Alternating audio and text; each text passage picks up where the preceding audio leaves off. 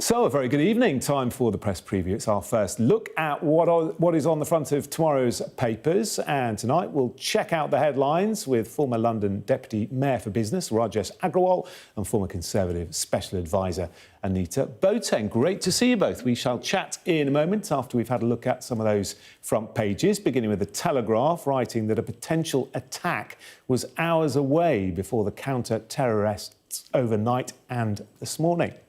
The Eye leads with Downing Street's plans to counter-reform UK's recent success at local elections by addressing immigration, NHS and cost of living issues this month. Let's bring in The Guardian, which says former Transport Secretary Louise Haigh is urging the Prime Minister to not be simplistic or naive in his reaction to Reform UK's victories. The Times says the EU has rejected access to crime and illegal migration databases requested by the UK as part of Brexit reset efforts. While the Express marks VE Day with a World War II Ukrainian veteran pleading for the UK to not give up on his country in its fight against Russia's invasion. Here's tomorrow's FT saying China is plotting to avoid tariffs imposed by Donald Trump by shipping their goods through third countries to conceal their true origin. And here's the Star leading with Donald Trump cutting NASA's budget by £4.5 billion and investing in missions to Mars. And we're joined tonight by Rajesh Agrawal and Anita Boateng. Your first time on the papers. A very warm welcome, Rajesh. Nice to see you. Let's start then, Anita, shall we, with the front of The Guardian. Starmer urged to avoid simplistic lurch to the right after reform success. It was quite the evening, wasn't it, on Thursday, as those results began to trickle in. And by Friday tea time, I mean, the face of politics in Britain has changed. Completely, and now we're into the retribution. So this is very much Louise Haigh, you know, the first minister to effectively be sacked by Keir Starmer over a sort of conviction of a kind of fraud over a missing work phone. You'll recall all of this, but before then there was no love lost between the two of them. And so she has come out, you know, kind of come out from the back lines to launch the attack on Starmer and saying, do not do a simplistic lurch to the right, but is pretty despairing about the challenge that reform poses, and in particular says the strategy at the moment, which is delivery, which we've heard over and over again, is necessary but not sufficient. And that really speaks to this disquiet about whether Labour is winning hearts and minds and making an emotional and visionary case for the country, and whether, if growth doesn't come, etc., you end up in a situation where reform poses a much more serious threat electorally when it comes to the next general election. Yeah, Rogers, what are your thoughts? Well, let's be honest, reform is a huge threat to both the mainstream parties. I mean, that's one thing the election has shown, that the people don't have the patience.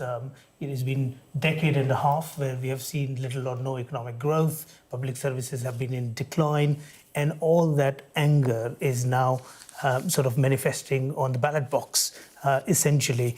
It's a huge challenge for both parties, and particularly for the Conservative Party, because it's essentially existential threat for that party. So it's important that both the parties take this seriously and actually addresses voters' key concerns around economy, around immigration, public service and improving that, and so on. And I mean, we all know the elections are won from the centre ground in the recent years. Of course, in politics, we are in unprecedented times at the moment, but both the parties need to got a lot of work to do. Who do you think the main opposition will be when we get round to the next general election?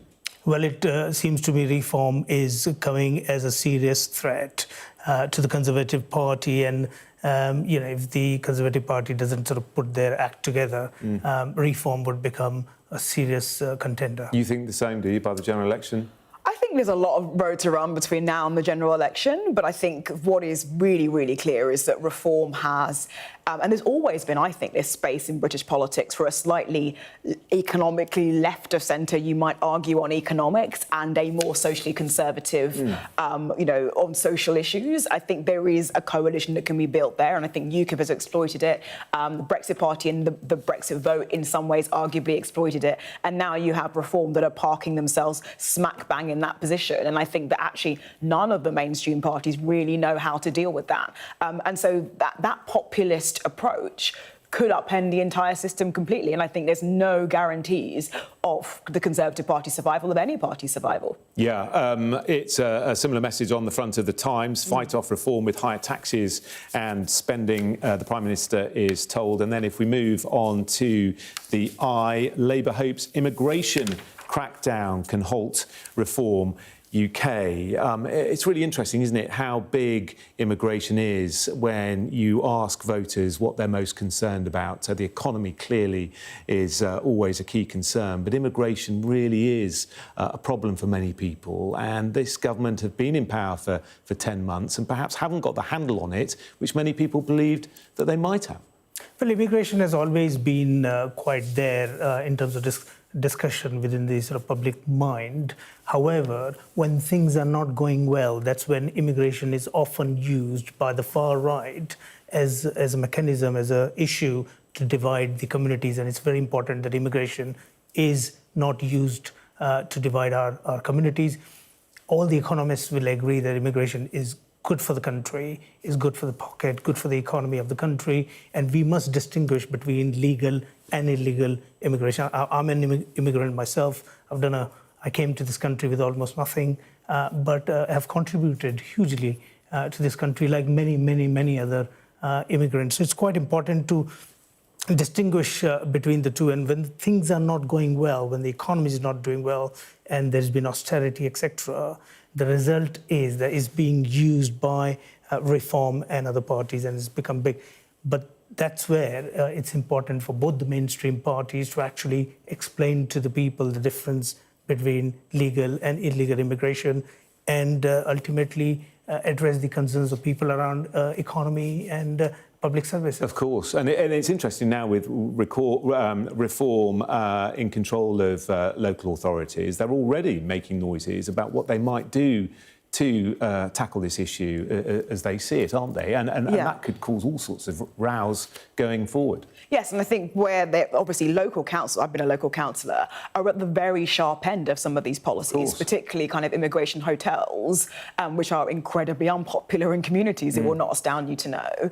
But just to pick up on the point that Rajesh made, I mean, I really don't think that describing people being cynical about immigration as being a far-right thing is accurate. I think there are mainstream concerns about it. And I would also say there have been moments, particularly when there's economic concerns, where the public are more likely to look at sort of immigration and say, is it right? But we are also in unprecedented times where the volumes of people coming into this country, whether illegal or legal, are very extremely high. And when you look at the history of the UK, kind of extraordinarily. And actually all European countries are grappling with that, and a change in consensus about what the public want to see. On the question of what Labour hopes it can do, I mean, the reality of the situation is that there is no strategy, from what I can see, on immigration. There is a bit of process stuff. Let's process, applicants more quickly. Let's show that we're kind of going and doing dawn raids.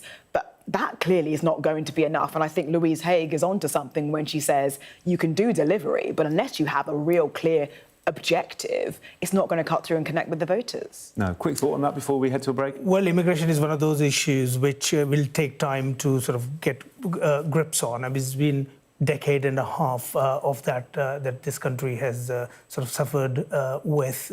But we need to get the rules, and we need to get the other countries from where the immigrants are coming from, getting them in order. But it is a huge challenge, and there's no doubt it's on people's mind. OK, we'll talk more about that, I'm sure, in the next hour. But for now, thank you both very much. Trump now suggests he won't try for a third term. We'll discuss that and the rest of the day's headlines after the break.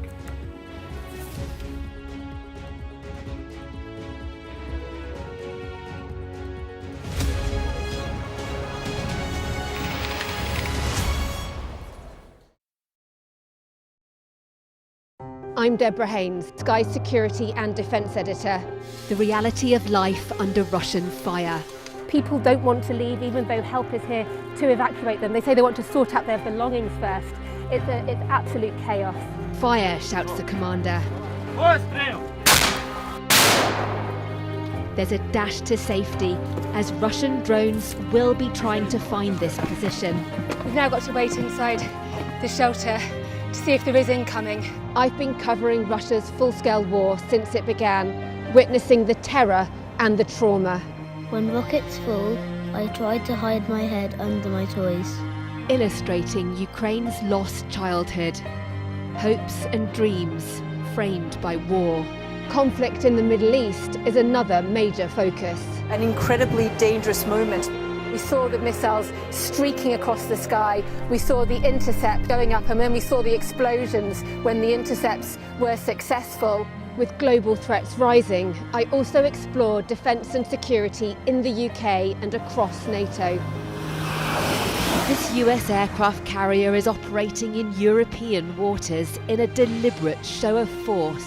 This is routine training for NATO, but should Russia's war with Ukraine escalate significantly, pilots like these could be called upon to go into combat for real. Tucked away in the National Archives are some of the UK's old defence plans. The scale of this bunker underlines how seriously governments took the threat of nuclear attack and global conflict. Should allies listen to Vladimir Putin's sabre-rattling? No, they shouldn't, and they don't. Sky News, the full story first. Date 1945.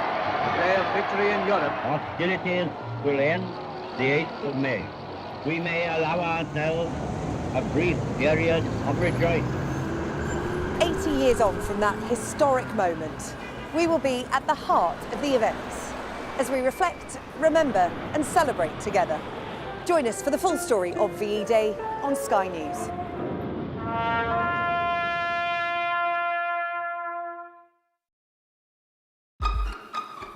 We've got your Sunday mornings covered.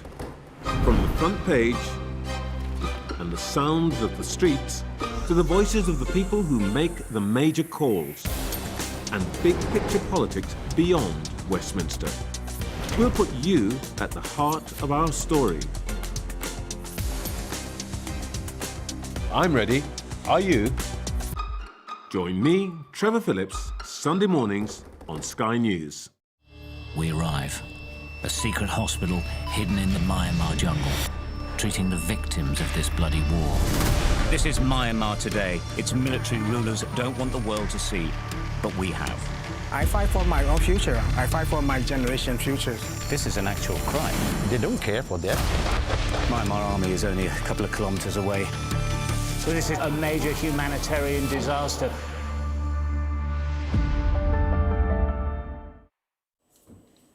Welcome back. You're watching the press preview. With me still, Rajesh and Anita. And Rajesh, let's turn our attention to the inside of the Times. There was yet another bombshell interview from Harry, wasn't there, this week? And it comes ahead of what is going to be a very poignant week, I think, in terms of the VE Day 80th anniversary commemorations. And the Palace has to balance these two things. Yes, absolutely. I mean, it's such an important week. This is 80th anniversary of the end of the Second War. This is the time where we must all sort of come together and remember the sacrifices made by everybody, including many people who fought for the British Army. From the Commonwealth and so on and so forth. And at a time, so these sort of interviews sometimes can overshadow.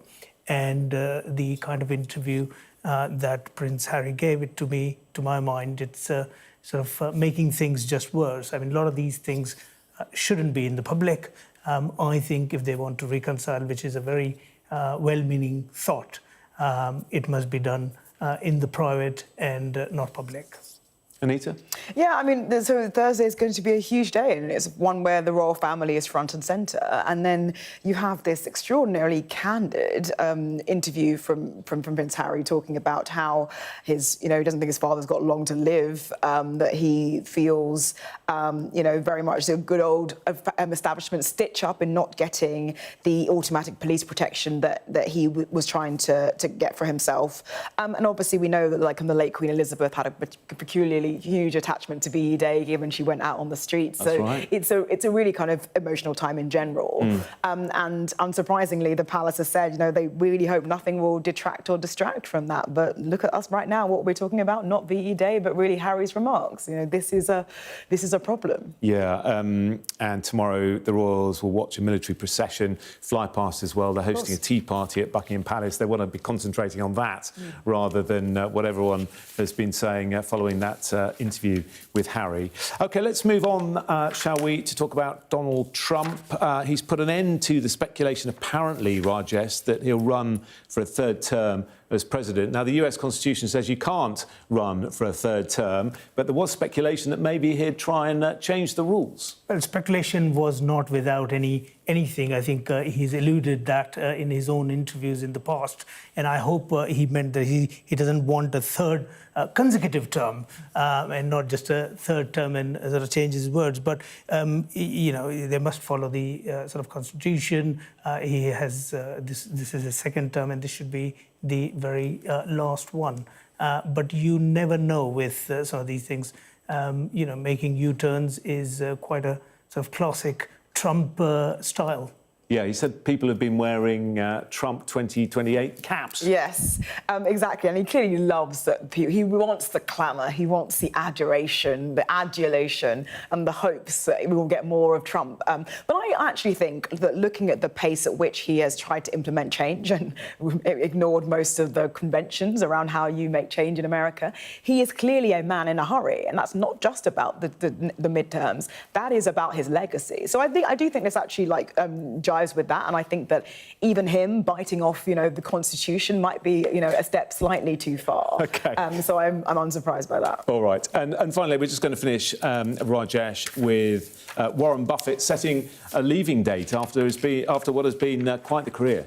Yes, the Oracle of Ohama, as he's known. But what end of an era, to my mind. It's been 6 decades that he's been at the helm of Berkshire Hathaway, and one of the richest men in the world, huge amount of success. I believe he bought his first stock at the age of 11. And since then, many of his golden nuggets have been doing the rounds on social media around the investing and so on. And one of the things was you get greedy when others are fearful, and you get fearful when others are greedy, and all those things which have been very relevant in the recent stock market turbulence. But he also he is pledged to give away 99% of his wealth, lived his life quite modestly. So a lot to learn from this man who has taught so much to the world. And stepping down at 94 isn't a bad age to retire, is it? Thank you both for the moment. We're going to finish with a quick look at the weather.